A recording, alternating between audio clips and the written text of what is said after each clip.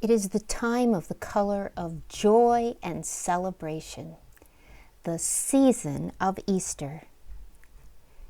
Jesus arose and everything is changed. The darkness of the tomb turned into the light of the resurrection. And we who believe in the one who is Easter are forever changed. Who Jesus is and what he did changes how we live. We are Easter people. It was the first day of knowing Jesus in a new way. Mary Magdalene and a few other women were the ones who had the courage to go to the cave where Jesus' body had been laid. They wanted to be close to Jesus. They carried spices with them to place around Jesus' body, and as they walked, they wondered how they would get inside the cave because of the great stone that blocked the entrance. But when they got there, they found that the stone had already been rolled away. And inside, they found nothing but the white linen cloth that had covered his body. They went back to tell the others, but most did not believe them. However, Peter and John ran back to the garden to check it out for themselves.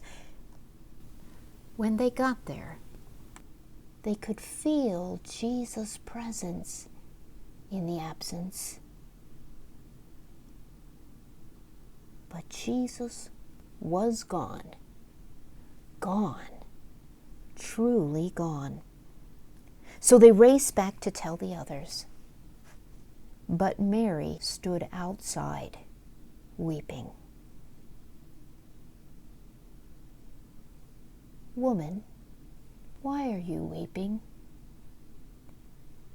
Mary turned and saw someone standing there who must have been the gardener. "They have taken my Lord away, and I don't know where they have put him."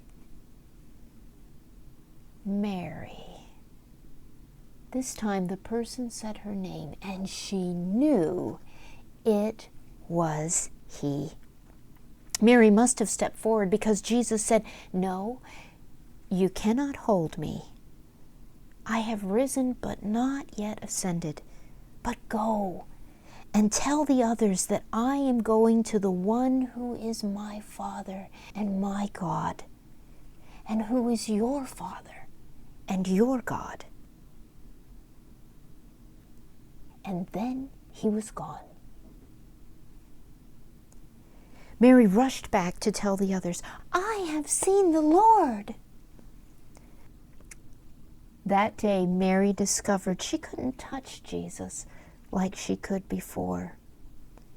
She now knew Jesus in a new way.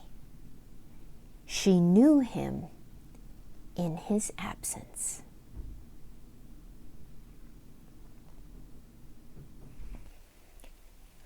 On the second Sunday in the season of Easter, we remember how in the afternoon of the first Easter, two of Jesus' followers slowly made their way on the road to Emmaus, some 7 miles from Jerusalem. They must have been shaking their heads in wonder as they walked, talking about all that had happened. The cross, the empty tomb. What did it mean? As they talked, a stranger came close to them. They didn't really pay much attention, but kept talking until he asked, "What are you talking about? Are you the only one in Jerusalem who has not heard what has taken place these last 3 days? What happened? The cross, the empty tomb. There has been so much. You are not understanding, and you are slow to believe, the stranger said. And then he began to explain to them all the ways the Old Testament prophets and prophecies had pointed to Jesus. Do you remember how God's people were trapped in Egypt? And Moses led them out through the water into freedom? Do you remember how they were lost in the desert? And God gave Moses the 10 Commandments to guide them. Do you remember how they were forced into exile? And the prophets said that a child would lead them, the promised Messiah, who would suffer and die and rise again, so that all who believe might find their home in him and live again. By this time, they had arrived at the village of Emmaus. The miles had passed so quickly as the stranger talked. He was about to travel on when the two of them asked him to stay, and he did. And when they sat down for supper in the inn, the stranger took a piece of bread, and he lifted it up and gave thanks to God for it, and broke it and gave it away to them. And then they knew who he was. But in that very same moment, he was gone.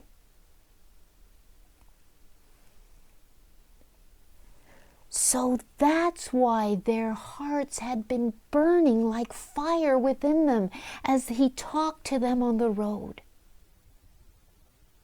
They got up in wonder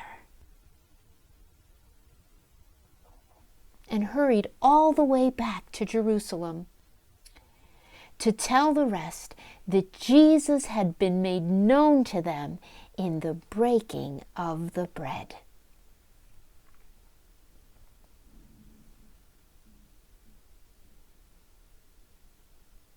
I wonder, what part of this story did you enjoy the most?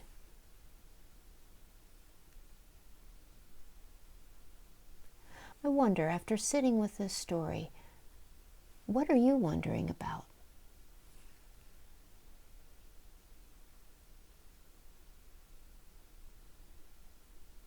I wonder if there is anything around you that you could bring to this story that connects with it. A picture, a photo, an object.